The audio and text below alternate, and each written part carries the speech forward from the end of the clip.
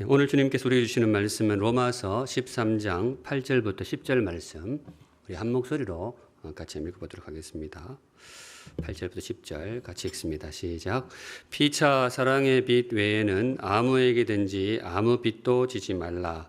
남을 사랑하는 자는 율법을 다 이루었느니라. 간음하지 말라, 살인하지 말라, 도둑질하지 말라, 탐내지 말라 한 것과 그 외에 다른 계명이 있을지라도 내 이웃을 내 자신같이 사랑하라 하신 그 말씀 가운데 다 들었느니라. 사랑은 이웃에게 악을 행하지 아니하나니 그러므로 사랑은 율법의 완성이니라. 아멘. 네, 오늘 이 말씀으로 주님 주시는 메시지를 함께 받도록 하겠습니다. 오늘의 말씀은 사랑입니다. 사랑이란 무엇인가? 성도의 삶에 사랑이 어떤 자리를 차지하는지를 묵상하려고 합니다. 우리가 계속해서 복음의 삶을 묵상하고 있는데요. 로마서 마지막 덩어리 제일 첫 번째 구절 기억하실 겁니다. 하나님의 모든 자비하심으로 너희를 권하노니, 이 성경에는 너희 몸을 이렇게 되어 있는데, 혹은 너희의 삶을 하나님이 기뻐하시는 거룩한 산 제물로 드리라. 이것이 너희의 영적 예배니라. 이 말씀을 필두로 해서 로마서 에서 우리가 이제 복음의 삶을 묵상하고 있는데, 주님께서 우리를 그 삶으로 초대를 하시는 거예요. 지금까지 복음을 받은 자로서 어떻게 살아야 될 것인가 다양한 모습으로 묵상을 했습니다. 내 삶이 예배가 되게 하소서. 또 한 번은 내가 하는 일상의 직장 생활도 예배가 되기를 소망합니다. 그리고 또 지난주에는 국가 앞에선 그리스도인, 나라 앞에서 우리가 어떤 태도를 취하는지 그것도 우리의 진심이 담길 때에 하나님의 예배가 될 수 있다. 그렇게 묵상했는데요. 여기에 쭉 이제 목록이 이어질 때에 사랑하라, 이게 빠질 수가 없죠. 서로 사랑하라. 오늘 그걸 묵상하려고 합니다. 성경에서 여러 가지 명령어가 나옵니다만은 그 중에서 아마 가장 중요한 명령어라고 해도 과언이 아닐 것입니다. 서로 사랑하라. 복음 자체가 하나님의 사랑이고, 또 복음의 삶은 그 무엇보다 사랑입니다. 성경에 사랑에 대한 명령어가 굉장히 많이 나오잖아요. 우리 사랑하는 샘물 성도 여러분, 사랑하며 사시기 바랍니다. 네, 복음의 삶이 그렇게 복잡하지 않죠. 서로 사랑하며 살아가는 것, 그것이 바로 복음의 삶입니다. 오늘 그 이야기를 하고 있는데, 근데 눈여겨볼 것은 오늘 사도 바울이 쓰는 표현이 조금 특이한 데가 있습니다. 묘한 구석이 있는데요. 피차 사랑의 빛 외에는 아무에게든지 아무 빚도 지지 말라. 이 사랑의 삶을 권면하면서 이 표현을 씁니다. 피차 사랑의 빛 외에는 아무에게든지 아무 빚도 지지 말라. 사랑을 소개하면서 빚이라는 단어를 쓰고 있는데요. 이것도 좀 의미가 있어 보이죠. 뭔가 메시지가 있는 것 같아요. 그런데 더 좀 눈여겨볼 것은 언어가 셉니다. 아무에게든지 아무 빚도 절대로 지지 말라, 이렇게 이야기를 하는 거예요. 모종의 어떤 강박이 느껴지는 그런 표현인데, 제가 이거 읽다가 바울이 과거에 빚 때문에 좀 고생을 했나 그런 생각을 했어요. 그런 경험이 있으면 이렇게 말이 좀 세지거든요. 절대로, 아니면 아버지가 뭐 좀 그런 일이 있었든지, 절대로 누구한테든지 빚지면 안 된다. 그렇게 강조를 하고 있습니다. 왜 이런 표현을 썼을까? 성경 읽다가 뭔가 유별난 표현이 나오면 그 주변을 눈여겨보셔야 됩니다. 거기에 메시지가 있습니다. 여기에 담긴 의미, 메시지가 무엇일까? 오늘은 바로 이 대목을 통로로 삼아서 말씀 속으로 들어가려고 합니다. 사랑이란 무엇인가? 성도들에게 사랑이 가지는 의미가 무엇인가? 묵상하실 때에 오늘 아침 사랑에 대해서 조금 더 깊은 이해를 가지기를 바라고, 또 복음을 받은 자로서 사랑의 삶을 다짐하는 귀한 시간이 되기를 소망합니다. 우선 첫째, 성도에게 사랑이 가지는 의미가 뭐냐? 이겁니다. 사랑은 누구도 피할 수 없는 빚이다. 이 말씀을 내게 주십니다. 누구도 피할 수 없는 빚이다. 사랑의 빚 외에는 아무에게든지 아무 빚도 지지 말라. 바울이 이걸 강조를 하고 있어요. 모든 빚을 금지하고 있습니다. 절대로 빚지지 말아라. 그런데 딱 한 가지만 예외로 듭니다. 무슨 빚?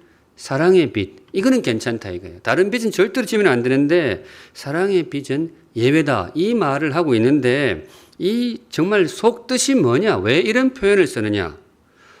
이 빚은 누구도 피할 수 없는 빚이기 때문에 그래요. 다른 빚은 피하자면 피할 수 있습니다. 돈을 많이 벌면 돈 빚 질 일은 없단 말이죠. 또 권세가 많은 분들, 권력이 있는 사람이면 누구한테 신세 질 일은, 그 신세 지는 빚은 안 질 수가 있습니다. 그런데 아무리 돈이 많아도 또 아무리 권력의 정점에 있어도 인간인 이상 피할 수 없는 빚이 있다는 거예요. 그게 무슨 빚이냐? 사랑의 빚이다. 인생들아 그대 이름은 사랑의 빚을 진 자니라. 성도님 혹시 공감이 되시는지요? 인생은 다 사랑의 빚을 지고 살아가는, 사도 바울이 지금 그 이야기를 하고 있는 거예요. 속으로 목사님 저는 아닙니다. 저는 사랑의 빚을 진 적이 없습니다. 그러는 분도 뭐 있을 수도 있습니다. 나는 살면서 돈 빚은 몰라도 누구한테도 내 눈을 씻고 생각해 봐도 나는 사랑의 빚을 져본 적은 없다. 그렇게 말씀하시는 분들이 들어 있습니다. 대체로 이제 마음에 과거에 좀 상처가 있는 분들, 사랑받지 못하고 그렇게 살았다고 생각하시는 분들이 그런 생각을 할 수 있는데, 성경이 보여주는 진실은 조금 다릅니다. 성경이 선포하기를 우리는 다 사랑의 빚을 지고 가는 빚진 인생이다. 정말 그러한가 한번 살펴보면요. 성경을 묵상하면서 바울이 우리가 다 사랑의 빚을 지고 살아가는 사람이다. 그런데 정말 그러는가? 예, 실제로 그렇습니다. 제일 먼저 우리가 살고 있는 이 세계 자체가 사랑의 빚입니다. 성도 우리가 빚더미 안에 살고 있어요. 창세기 1장의 메시지를 제가 가끔 소개를 했습니다마는 창조는 우리를 향한 하나님의 사랑입니다. 사랑의 선물로 주신 거예요. 우리가 살아가고 있는 이 세상, 지구별, 우주 정말 아름답잖아요. 어떻게 보면 굉장히 신비롭습니다. 풀 한 폭의 나무 한 그루 얼마나 신기한지 몰라요. 값으로 내가 돈을 주고 이것을 살 걸로 생각하면 이 도무지 값을 가늠할 수 없을 만큼 신비롭고 너무나 소중한 그런 세상이 우리에게 주어져 있는데, 우리가 그 세상을 살고 있는데 이거 우리가 만든 거 아니잖아요. 우리가 태어나기 전에 내가 이런 세상을 살아야지 내 힘으로 만든 게 아니란 말이죠. 주신 거예요. 하나님이 사랑으로 이 세상을 빚어서 우리에게 선물로 주신 겁니다. 그래서 누구도 예외가 없어요. 이 지구별, 이 땅을 살아가고 있는 모든 사람들은 곧 사랑의 빚을 빚진 자들입니다. 하나님의 이 창조의 사랑을 빚진 거예요. 그렇게 우리가 세상을 살아갈 수 있기를 바랍니다. 근데 뿐만 아니고 우리가 살아가고 있는 세상도 그렇지만은 그 세상을 살아가고 있는 우리라는 존재 자체도, 우리라는 존재 자체가 사랑의 빚입니다. 우리가 빚덩어리예요. 사람이라는 존재가 이 땅에 어떻게 생겨나게 되느냐? 한 남자와 한 여자의 이 사랑의 결실로 사람이 태어나게 됩니다. 하나님이 그렇게 이 땅을 설계를 하셨어요. 모든 사람은 그렇게 태어나는 거예요. 내 몸뚱이가 그냥 만들어지는 게 아닙니다. 누군가의 사랑 가운데에서 내 혈관이 만들어지게 되어 있고요. 누군가의 따뜻한 사랑 가운데서 이 콩닥콩닥 심장이 만들어지게 되어 있습니다. 하나님이 우리 존재를 그렇게 태어나도록 설계를 하셨단 말이죠. 부모님의 사랑 가운데 태어납니다. 하나님의 사랑에 버금가는 것이 있다면 부모님의 사랑이겠죠. 물론 근자에 이제 자꾸 뉴스 같은데 몹쓸 부모들이 나와서 마음을 안타깝게 합니다만은 그건 그야말로 예외적인 경우이죠. 뉴스에 나오는 게 일반적인 경우가 아니잖아요. 아주 극히 예외적인 경우이고, 인생이란 존재, 사람이란 존재는 원래 한 올 한 올 부모님의 사랑 가운데서 생겨나게 됩니다. 어머니가 이제 애를 뱃속에 품었을 때 그때부터 시작이 되죠. 사실 그 이전부터 시작이 되죠. 얼마나 이 아이를 위해서 모든 걸 조심하는 게 몰라요. 평소에 좋아하던 커피를 끊는 분도 있고요. 모든 것을 가리고 조심하고 또 그 속에서 말 그대로 내 몸을 나누어 주는 거예요. 애들이 혈관이 어디서 오겠어요? 엄마 혈관에서 나오지. 다 이렇게 나누어 주잖아요. 그것도 아무런 대가를 바라지 않고 그냥 사랑으로 다 내주는 거예요. 또 그렇게 다 주면서도 속으로 생각할 때에 더 좋은 걸 주지를 못해서 미안한 마음으로 이 내 몸을 부모님들이 내준단 말이죠. 그런 거 생각하면 얼마나 큰 사랑인지 모릅니다. 바로 이 배경에서 사도 바울이 이렇게 이야기를 하는 거예요. 사랑의 빚 외에는, 사랑의 빚은 피할 도리가 없는 거예요.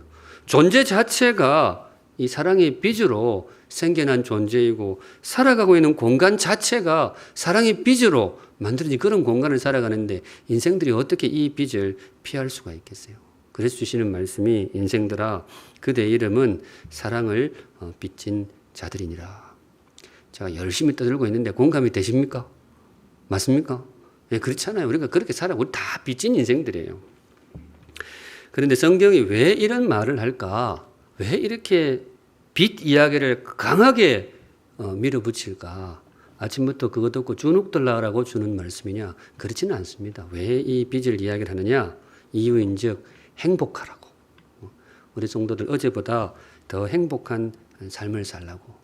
물론 이제 빚이라는 것이 우리의 삶을 굉장히 위축되게 하고 주눅들게 하는 것이 맞아요. 빚을 많이 져본 분들 그 느낌 아실 거 아니에요? 그런데 빚 중에서 조금 특별한 빚이 있는데 다른 빚과 달리 사랑의 빚은 빚을 질수록 더 행복하게 만듭니다. 그 빚을 깨달을수록 더 나 자신이 사랑스럽게 보이는 거죠. 이 복음이 들어온다는 것은 세상을 바라보는 눈이 참 따뜻해지고 나 자신을 바라보는 눈이 따뜻해지는 거예요. 그래서 성경이 선포하기를 내가 사랑의 빚진 자니라. 그래, 나도 알고 보면 굉장히 행복한 인생이구나. 우리 사랑하는 샘물 성도 여러분, 사랑의 빚을 기억하시고 행복한 하루가 되시기를 주님의 이름으로 축복합니다. 아멘. 근데 여기서 끝이 아니에요. 지금까지는 제가 이제 창조의 빚, 우리 존재의 빚을 이야기했는데 이거는 사실 지구별을 살아가고 있는 모든 사람에게 해당하는 빚입니다. 근데 뭐 짐작하시겠지만 우리 성도들에게는 또 그것과는 차원이 다른 정말 큰 사랑의 빚이 있습니다. 예수님의 빚, 또 십자가의 빚입니다. 주님의 은혜죠. 보통 이제 성경이 은혜라고 부르는데 오늘은 사도 바울이 이걸 작심하고 빚이라고 부르는 거예요. 빚.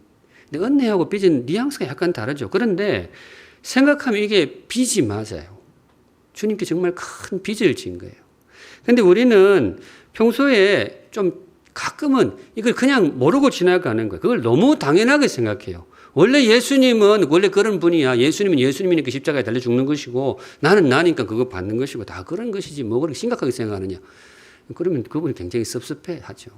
이게 우리가 생각하면 얼마나 그분께 큰 사랑의 빚을 졌는지 모릅니다. 물론 그분이 우리에게 뭐 갚으라고 뭘 억박지로 그렇게 하지는 않지만은 정말 염치가 있는 인생이 되려면 그런 마음을 품고 살아가야 되는 거예요. 그런데 우리가 그 빚이 아까 말씀드렸다시피 주님께 진 빚, 그 사랑의 빚이라는 우리를 주눅들게 하는 것이 아니고 그 빚이 큰 것을 알 때에 더 큰 행복을 느끼게 됩니다. 하늘을 두루마리 삼고 바다를 먹물 삼아도 한없는 하나님의 사랑 다 기록할 수 없겠네. 가사가 괜찮지 않습니까? 제가 한번 이걸 원래 이거 원어 혹시 아마 영어 찬송 같은데 원문을 한번 찾아보고 싶어요. 영어로는 이렇게 맛깔스러운 문장이 나올 수가 없는데 이건 한국 사람이 써야 나오는 거죠. 하늘을 두루마리 삼고 바다를 먹물 삼아도 한없는 하나님의 사랑 다 기록할 수 없겠네. 우리가 그런 인생이라는 거예요. 하늘처럼 넓은 사랑의 빚을 지고 살고 있고 바다처럼 깊은 그런 사랑의 빚을 지고 살아가고 있는 참 복된 인생이다. 사랑하는 우리 샘물 성도 여러분, 복음으로 행복한 하루가 되시기를 주님의 이름으로 축복합니다. 우리 다 행복한 그런 빚을 지고 살아가는 사람이다. 두 번째 한 걸음 나아가서 사랑이란 무엇인가? 성도에게 사랑이 가지는 의미가 무엇인가? 한 걸음 더 나아가면 두 번째는 사랑은 사역입니다. 혹은 사명이라고 불러도 좋아요. 빚이라는 게 갚아야 되잖아요. 갚아야 되죠. 형편이 안 돼서 다 갚지는 못한다 해도 어떻게 하든지 갚아야 되는 것이 빚인데 성도가 이 땅에 갚아야 될 빚이 뭐가 있는가? 성도 여러분, 우리가 갚아야 될 빚이 뭐가 있을까요? 돈 빚도 있고 또 먼 빚도 있고 또 돈 빚도 있고 또 먼 빚도 있고 돈 빚도 있고 빚 그러면 사실 돈밖에 안 떠올라요. 우리가 빚을 지는 게 대부분 돈이니까. 그런데 오늘 성경이 우리에게 선포해 주기를 우리는 정말로 그보다 훨씬 비교할 수 없이 큰 빚, 우리 인생에 정말로 묵직한 의미를 가진 참 귀한 빚이 있는데 그것이 바로 사랑이다. 그러니까 성도들이 어떻게 이 땅을 살아가야 되느냐? 사랑하면서 살라는 거예요. 주님께서 우리를 그런 사랑의 빚을 갚는 인생으로 그 길로 우리를 초대합니다. 성도로서 이 땅을 살아가는데 뭔가 내놓아야 할 거 아니에요. 땀 흘려서 이 땅을 섬기면서 그리 살아야 되는데 우리가 이 땅에 쏟아 놓아야 될 게 뭐가 있느냐? 돈을 내놓아야 되느냐? 어떤 지혜와 기술을 내놓아야 되느냐? 물론 그런 것도 있죠. 그런데 성경이 우리에게 선포하기를 성도들은 특별히 한 가지를 신경 써서 놓아야 되는데 뭘 내놓아야 된다? 사랑을 내놓아야 된다 이거예요. 왜냐? 그 빚을 지고 살아가는 인생이니까. 바깥 사람들은 잘 몰라도 우리는 아니까. 우리가 얼마나 큰 사랑의 빚더미 속에서 살아가고 있는지 우리는 아니까 우리 그거 갚으면서 살아라. 그래서 주시는 말씀, 성도들에게 사랑은 사역이다. 우리 귀한 섬김을 베풀고자 하신 우리 사랑하는 샘물 성도 여러분, 사랑하시기 바랍니다. 옆에 있는 분을 사랑하시기 바랍니다. 그게 성도에게 최고의 사역이 될 것입니다. 최근에 제가 영상 하나를 보았는데 이제 조금 있으면 은퇴를 앞둔 목사님의 영상인데요. 한번 보신 분도 있으실 거예요. 이름만 되면 아실 분입니다. 자신의 그동안 사역을 회고하면서 성도들에게 전하는 영상인데, 이분이 원래 이제 굉장히 대형 교회예요. 엄청나게 큰 규모의 교회입니다. 그런데 그분이 부임하실 때만 해도 교회가 굉장히 어려웠나 봐요. 재정적으로도 굉장히 바닥 상태였고, 아마 그렇게 될 때는 교회에 무슨 일이 있었겠죠. 제가 자세한 내막은 잘 모르는데 대충은 들었습니다만은 교인들도 많이 떠나고 굉장히 힘든 상황에 이분이 부임하게 되셨다고 합니다. 그러면 이제 교회로 오는 발걸음이 가볍지가 않잖아요. 얼마나 무거웠겠어요. 그때 목사가 뭐 할까요? 기도해야죠. 앉아가지고 하나님, 제가 이제 어느 교회를 가는데 제가 어떻게 해야 됩니까? 제가 이 상황에서 도대체 가서 뭘 어떻게 그렇게 해야 됩니까? 막막한 마음에 기도를 하는데 그때 이제 문득 떠오르는 생각이 있었다 그래요. 네가 할 일은 가서 사랑하는 것이다. 다른 거 말고 목사로서 네가 그 교회 가서 해야 될 것은 그냥 마음을 다해서 성도들을 사랑해 주는 것이다. 그럼 나머지 일은 원래 하나님이 감당하는 것이다.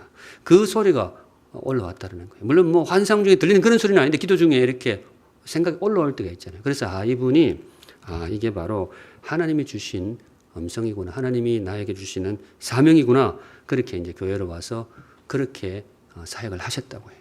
교회 와서 마음 다해 성도들을 사랑하고 그냥 섬긴 거예요. 나머지는 주님께 맡기고. 그렇게 했더니 교회도 점차 안정이 되고 자신의 목회도 행복하고 성도들도 행복해하고, 그렇게 세월이 흘러가지고 이제 연수가 차가지고 후임 목사에게 사역을 물려주고 자기는 은퇴할 수 있어서 너무 감사하다, 뭐 이런 내용의 영상이었어요. 제가 보는데 굉장히 부럽더라고요. 정말 저분 행복하구나. 또 내심 굉장히 존경스럽기도 했어요. 저런 게 목회고 저런 사람이 목회자구나. 그런 영상이었습니다. 저 자신도 한번 생각해 보게 되는데요. 저는 샘물에 와서 제가 샘물 공동체에 공급을 해야 할 것이 무엇일까? 하나님이 나를 여기에 보낸 이유가 무엇일까? 우리 샘물에 좋은 설교가 필요할까? 아니면 교회를 이끌고 갈 이 시대에 맞는 거대한 비전이 필요할까? 아니면 교회를 활력 있게 만드는 좋은 시스템을 그렇게 정착을 시켜야 되는 것일까? 물론 다 의미가 있을 겁니다. 그런 게 목회에 아주 중요한 요소를 사용하니까. 그런데 아무리 생각해도 그 목사님 말이 맞아요. 목회는 꼭 그런 것만 아니에요. 그 목사님이 맞아요. 목사가 성도들에게 정말로 공급해야 할 것은 그 무엇보다 사랑이다. 저도 그렇게 될 수 있도록 여러분 기도해 주시면 좋겠습니다. 성도 여러분, 근데 이 이야기가 꼭 들으시면서 짐작하시겠지만 꼭 이렇게 목사에게만 해당이 되는 것일까? 그렇지는 않습니다. 성도의 사역은 사랑입니다. 이게 모든 성도에게 주시는 주님의 말씀입니다. 목사에게만 해당되는 것이 아니고 목사의 사역도 사랑이지만은 복음을 받은 모든 성도들이 실천해야 할 성도의 사명이 뭐냐? 그게 모든 그 성도의 사명이 바로 사랑인 거예요. 우리 지금도 그렇게 하시겠지만 우리 사랑하는 샘물 성도 여러분, 사랑하며 사시기 바랍니다. 네, 그렇게 사시면 좋겠어요. 목장 모임 하실 때 목장 모임만 하지 말고 사랑하시기 바랍니다. 우리 교사 선생님들 너무 수고가 많으신데요. 공과 공부할 때에 성경만 가르치지 말고 뭐예요? 아이들을 사랑해 주시기 바랍니다. 그 차이가 있거든요. 성경 가르치는 것하고 사랑하는 것하고는 조금 더 비슷하지만 차원이 달라요. 알거든요. 근데 우리에게 주신 그 주님의 그 제일 귀한 사명이 뭐냐? 사랑해 주는 거예요. 사실 좀 전에 소개했던 그 목사님, 그분은 사실 목회자로서 제가 이렇게 멀리서 지켜보면 다 가진 분이에요. 다. 뭐 빠지는 게 하나도 없어요. 인물도 굉장히 좋으시고. 설교도 너무 잘해요. 그분 설교 배우려고 눈에 불을 켜는 사람들이 많아요. 그 리더십도 너무 탁월하고. 저도 그 교회에 그 교수 생활하면서 몇 번 가봤어요. 예배도 참 은혜롭고 너무 좋아요. 그런데 그분이 그런 사역들을 하고 이렇게 쭉 할 때에 그 중심에 뭐가 있었다고요? 사랑이 있었던 거예요. 그냥 단에 올라가서 설교하러 올라간 게 아닌 거예요. 그분이 설교를 하러 올라간 것이 아니고 설교는 하나의 통로이고 설교를 통해서 성도들을 사랑하고 그렇게 이제 교회를 이끌다가 은퇴를 하셨는데 참 귀한 걸음이었다. 그렇게 생각이 됩니다. 우리도 뭐 우리가 다 우리에게 주신 그릇들이 다르지만 우리에게 주신 그릇 가운데에서 정말로 성도의 사역은 사랑이다. 이거 실천하며 살아가시는 우리 샘물 성도들 되시기를 우리 주님의 이름으로 축복합니다. 아멘. 근데 제가 이제 이 대목을 묵상하는데 한편으로 이런 생각도 들어요. 성경이 왜 이렇게 사랑을 강조할까? 성경에 사랑하라는 명령어가 정말 많이 나오거든요. 처음부터 끝까지 쭉 사랑이 많이 나와요. 그리고 오늘은 특별히 굉장히 강력한 언어로 빛 이러면 사실 얼마나 센 언어예요. 자본주의 사회에서 아마 가장 무서운 단어 중에 하나가 빚일 겁니다. 그런데 우리 시대만 그런 것이 아니고 로마서 당시에도 그랬어요. 초대교회 당시에 예수님 비유 나오잖아요. 빚 못 갚으면 어떻게 돼요? 감옥 들어가요. 빚이라는 거는 그만큼 절박하고 심각한 사안인데 오늘 그 언어를 가져와서 사랑을 우리에게 초대를 합니다. 사랑하는 삶을 살아야 된다. 성경이 왜 이렇게 사랑에 대해서 강조를 하고 목을 매는 것일까? 제가 이유가 좀 보여요. 뭔가 하면요. 이 땅 사람들에게 정말로 필요한 게 사랑이기 때문에 그래요. 사람들이 다 거기에 목말라 있어요. 뭐 겉보기에는 뭐 그래도 다 그거 받고 싶은 거예요. 다 사랑받고 싶은 거예요. 사람들에게 필요한 것이 참 많아요. 인생을 행복하게 살기 위해서 필요한 게 얼마나 많아요. 뭐가 필요해요? 돈도 필요하고 또 뭐 필요하고 또 돈도 필요하고 또 뭐 필요해요? 돈도 필요하고 명예도 필요하고 건강도 필요하고 필요한 게 되게 많아요. 근데 인생을 제일 잘 아는 성경이 판단을 하기에 사람에게 정말로 필요한 게 뭐냐? 성경은 다 보니까 사랑인 거예요. 사람들이 다 거기에 굶주려 있는 거예요. 다 거기에 배고파 있는 거예요. 제가 열심히 떠들고 있는데 공감이 되십니까? 네, 그래요. 저도 살아보니까 그렇더라고요. 인생은 누구나 그래요. 돈 많다고 예외가 아니에요. 창고에 현금을 그득그득 쌓아놔도 다 받고 싶은 것은 사랑받고 싶어 하고 사회적으로 아무리 잘 나가는 사람도 누구나 사랑받고 싶어 하는 거예요. 그만큼 우리가 다 거기에 굶주려 있고 제가 보면요. 하나님이 사람을 그렇게 지으셨어요. 인생이란 절대로 밥만 먹고는 못 삽니다. 주님의 사랑 가운데에 서로 간의 사랑 가운데 그래야 사람이 행복하게 살 수가 있어요. 그래서 오늘 주님께서 주시는 말씀이 성도들아 사랑을 나누면서 살았으면 좋겠다. 바깥 사람들은 그냥 돈만 벌고 살아도 너희들은 알지 않느냐. 서로 사랑하고 또 서로 소중히 여겨주고 사랑을 나누면서 그렇게 살아라. 그게 바로 복음의 삶이라는 거예요. 복음을 받았다는 게 무슨 말이냐? 하나님의 사랑을 받았다는 것이고 복음을 실천한다는 게 무슨 말이냐? 그 받은 사랑을 나누며 살아간다는 것이죠. 우리 사랑하는 우리 샘물 성도 여러분, 복음의 삶을 사시기 바랍니다. 복음 받은 자로서 복음의 삶을 사시기 바랍니다. 주님께 받은 사랑을 서로 나누며 살아가시는 정말로 복된 샘물 성도들 되시기를 우리 주님의 이름으로 축복합니다. 아멘. 이제 마지막으로 사랑이란 무엇인가? 사랑은 빚이라고 했고요. 빚, 참 우리를 행복하게 만드는 빚이다. 또 사랑은 성도의 사역이라고 했습니다. 성도가 이 땅에 쏟아야 할 땀이 있다면 그건 사랑이다. 마지막으로 성경이 사랑을 소개하는데 뭐냐? 사랑은 율법의 완성입니다. 사실 이것도 굉장히 큰 언어입니다. 굉장히 강한 표현이에요. 빛도 강하지만은 이거 율법의 완성, 이거 얼마나 큰지 몰라요. 당시로서는 율법이 너무나 중요한 언어였거든요. 그런데 오늘 말씀이 이야기하기를 사랑이 뭐냐? 그 율법의 완성이다 이렇게 표현을 해요. 본문 보시면 피차 사랑의 빛 외에는 아무에게든지 아무 빛도 절대로 지지 마라. 뒷부분 같이 읽습니다. 시작. 남을 사랑하는 자는 율법을 다 이루었느니라. 그렇게 소중한 율법 그거 사랑하면 다 이루는 것이다. 9절 10절도 부연 설명인데요. 보시면 간음하지 말라, 살인하지 말라, 도둑질하지 말라, 탐내지 말라 한 것과 이게 다 10계명이잖아요. 그 외에 다른 그 어떤 계명이 있을지라도 내 이웃을 내 자신과 같이 사랑하라 하신 말씀, 그 말씀 가운데 다 들었느니라. 율법 같은 거 계명을 콱 모아서 하나로 묶으면 뭐가 되느냐? 서로 사랑하라. 이게 다야. 지금 하나님 그 말씀하시는 거예요. 마지막 10절. 사랑은 이웃에게 악을 행하지 않나니 그러므로 뒷부분 같이 읽습니다. 시작. 사랑은 율법의 완성이니라. 사랑은 율법의 완성이다. 이거 말씀드렸지만 굉장히 큰 선언입니다. 지금 이 단어에서 느끼는 여러분들의 어떤 강도, 지금 느끼셨던 것에 곱하기 최소 100배는 해야 됩니다. 과장 아닙니다. 엄청난 선언이었어요. 왜냐하면 이 말씀을 받은 사람들이 누구냐? 유대인들이 받았습니다. 로마 그때 당시 초기 기독교인들이 대부분 유대인들이기 때문에 로마에 있는 성도들도 유대인들이 이 말씀을 받은 거예요. 근데 그 사람들이 향해서 뭔가 하면 사랑은 율법의 완성 이렇게 이야기를 해요. 유대인들에게 율법은 어떤 의미가 있었느냐? 생명이었습니다. 그게 자기들의 생명이었어요. 정말 율법을 생명처럼 소중히 여겼고 또 문자 그대로 율법을 지키기 위해 목숨을 걸었던 사람들이 유대인들입니다. 이 율법이 그분들의 신앙이었고 이것이 바로 그분들의 정체성이었습니다. 그분들의 선민의식이 있었잖아요. 우리는 다른 이방하고는 달라. 우리는 정말로 거룩한 주의 백성이야. 했을 때 그 이유가 뭐예요?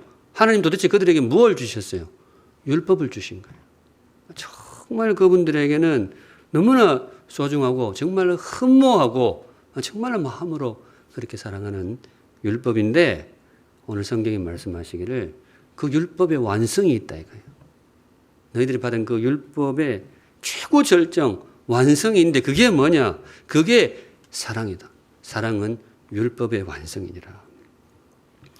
이제 이걸 이제 우리 말로 번역을 해야 되는데 이 사랑은 율법의 완성이다. 이걸 한국말로 어떻게 번역을 할까? 번역이라는 게 문자만 맞다고 번역이 되는 건 아니거든요. 문자만 맞다고 번역이 되는 것이 아니고 그 단어 속에 담긴 그 의미를 풀어야 그게 진짜 번역이 되는데 이 대목을 어떻게 번역해야 될까? 제가 보기에 오늘 성경의 번역이 약해요. 사랑은 율법의 완성이니라. 이 정도 가지고는 우리 현재 성도들에게 그 뉘앙스를 전달을 못해요. 저보고 번역하라 그러면 이렇게 번역할 겁니다. 사랑은 신앙의 완성이다. 혹은 사랑은 믿음의 완성이다. 왜냐하면 우리 지금 살아가고 있는 성도들에게 율법은 조금 부정적인 뉘앙스예요. 왜냐하면 그걸로는 구원에 이를 수가 없거든요. 우리가 소중히 여기는 것은 율법이 아니고 뭔가 하면 주님을 향한 믿음, 주님을 향한 신앙, 이게 이제 우리에게 소중한 거예요. 그걸 지키기 위해서 애를 쓰는 거란 말이죠. 그렇기 때문에 이 대목이 우리에게는 이런 언어로 번역하는 것이 제일 정확합니다. 사랑은 믿음의 완성이니라. 사랑은 신앙의 완성이니라. 우리 사랑하는 샘물 성도 여러분, 신앙인이 되시기 바랍니다. 네. 믿음의 사람이 되시기 바랍니다. 다른 말로 사랑하는 사람이 되시기 바랍니다. 신앙이 뭐냐? 우리가 다들 신앙생활하고 있는데 신앙이란 도대체 뭐냐? 신앙은 믿는 것이고 신앙은 예배드리는 것이고 신앙은 교회를 출석하는 것이다. 맞죠? 맞는 말입니다. 그런데 누구보다 신앙의 세계를 잘 아는 사도 바울의 선언은 뭐냐? 사도 바울이 선언하기를 신앙은 사랑하는 것이다. 신앙은 사랑하는 것이다.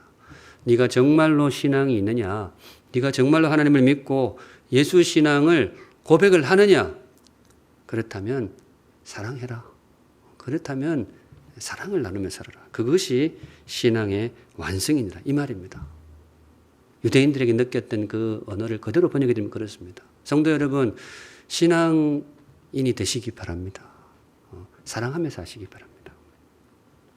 사도 바울의 일관된 가르침이 그거였어요. 고린도전서 13장에 유명한 사랑장이 나오잖아요. 거기 보면 굉장히 정말 센 표현들이 많이 나옵니다. 내가 사람의 방언과 천사의 말을 할지라도 사랑이 없으면 소리나는 구리와 울리는 꽹과리가 되고, 사람의 방언, 천사의 말, 신비스러운 은사들이잖아요. 신앙생활하면서 이거 소망을 품는 분들이 많아요. 나도 방언을 해봤으면 좋겠다. 나도 천사의 말을 그렇게 했으면 좋겠다. 그걸 받은 분들 참 기뻐하시는 분들이 굉장히 많잖아요. 그런데 성경이 말하기를 그거 아무리 해도 뭐가 없으면, 사랑이 없으면 그 시끄러운 소리에 불과하다 이거지. 안 그래도 더워 죽겠는데 밤에 꽹과리 치는 거하고 똑같대. 뒤에 또 나옵니다. 내가 예언하는 능력이 있어 모든 비밀과 모든 지식을 알아도. 이건 설교를 이야기하는 거예요. 예언, 성경 읽다가 예언 나오면 설교라 그랬잖아요. 그 설교하는 능력이 있어가지고 성경의 모든 비밀을 밝혀가지고 그 모든 것을 그 지식 있게 잘 선포하는 능력이 있더라도, 또 산을 옮길 만한 모든 믿음이 있을지라도, 믿음이 좋아가지고 기도하면 산이 막 옮겨지고 하더라도 뭐가 없으면, 사랑이 없으면 그 아무것도 아니야.